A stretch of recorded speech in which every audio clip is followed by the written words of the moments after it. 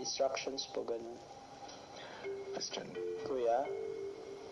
malalapit na ang araw ng pagsubok ninyong tatlo. Apo. Sa ganitong klaseng mga sitwasyon, Christian, kanino ka kumukuha ng lakas ng loob? Siyempre po, Kuya, sa pamilya po, lalong-lalo na po sa kapatid po, Kuya. Kasi po sila po yung dahilan kung bakit po ako nandito. Ilang sandali pa, ipinapanood na kay Christian ang laman ng CD.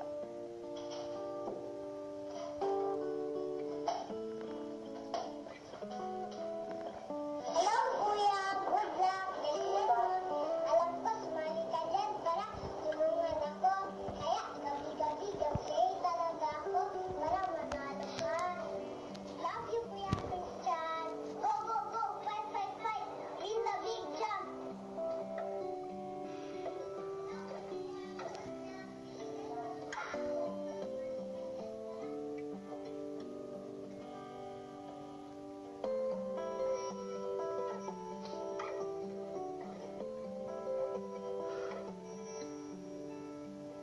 Nakita ko na rin po ulit yung kapatid ko po. May narinig po akong words galing sa kanya. Tapos, yun, namimiss ko na po talaga siya, ganun. And, ano po, inaalala ko na lang po kung para saan po ako nandito. And, ano po yung ginagawa ko para lumaban po para sa kanya.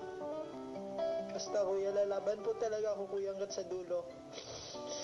Kahit anong mangyari sa akin, lalaban po talaga ako. Buhos ko po talaga lahat ng kakayahan ko po, kuya.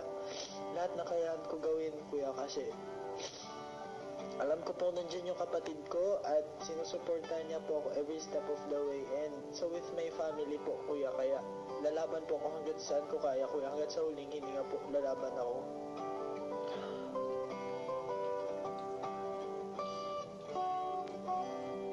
Paglabas ng confession room, pinili muna ni Christian na mapag-isa.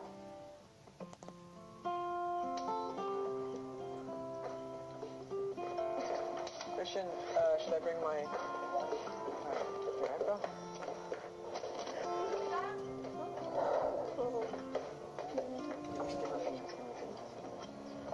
Just wait like 5 minutes, okay? Ilang sandali lang, dinamayan siya ng mga kasama. Pamilya mo, nakita mo na. No. Ay, yung sister mo. No. Ano sabi niya? Yun, pinapagdasal niya na ako every night. Ako talaga, mas lalo ka pang magiging strong. Nakita mo siya. Sunod namang kinausap ni Kuya si Edward tungkol sa naging misyon ni na Marco at Vivory. And I thought this was gonna be like a sort of clue, a puzzle that we'd have to figure out or something like that for the big jump challenge. And something that would help prepare us, I guess. Okay, Edward. In these coming days, you will be facing bigger challenges ahead. And part of this is the Big Jump Challenge.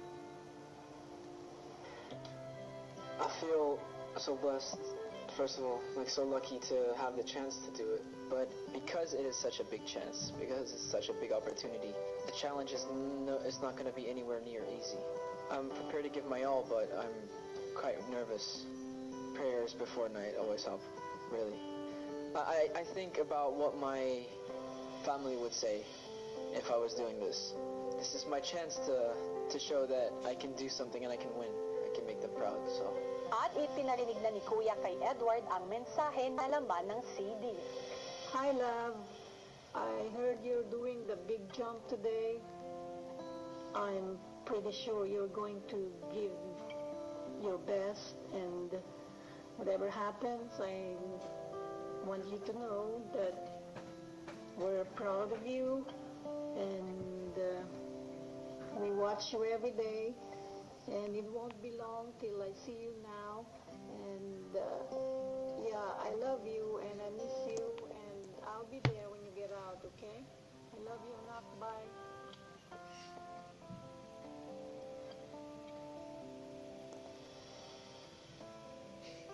My mom, Kuya.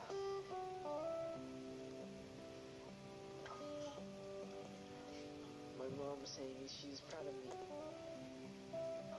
Those words, Kuya, is something that I wanted to hear for a very long time. And for a long time, I've never really given my family a reason to be proud. Coming in here is one of the biggest things I've ever done.